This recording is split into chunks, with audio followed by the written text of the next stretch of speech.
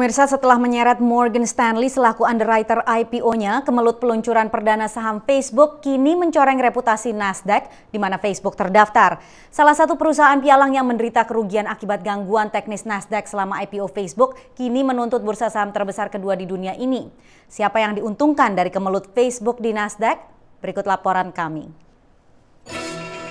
Masih ingat IPO Facebook 18 Mei lalu? Di tengah meluapnya antisipasi investor, terjadi gangguan teknis di Nasdaq membuat peluncuran saham Facebook tertunda 30 menit mengakibatkan kerugian besar investor dan pialang. 4 perusahaan pialang terbesar yaitu Knight Capital, Citigroup, Citadel, dan UBS AG diperkirakan rugi $115 juta akibat gangguan di Nasdaq ini. Knight Capital yang mengaku kehilangan $35 juta telah menuntut ganti rugi pada Nasdaq. Undang-Undang Pasar Saham Amerika menetapkan batasan ganti rugi terhadap kerugian klien senilai $3 juta per bulan. Namun, jika Knight Capital dapat membuktikan bahwa gangguan teknis Nasdaq disebabkan oleh kelalaian di luar batas, maka perusahaan ini dapat menuntut ganti rugi sepenuhnya. More generally, this wasn't simply a software glitch. It was also the result of perhaps mismanagement.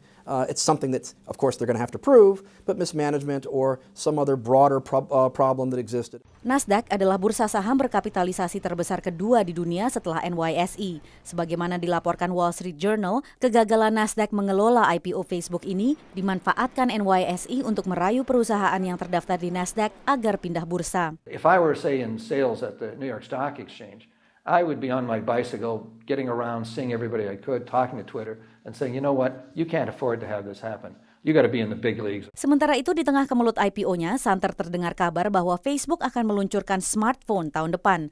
Menurut The New York Times, Facebook telah membajak beberapa insinyur Apple pengembang iPhone.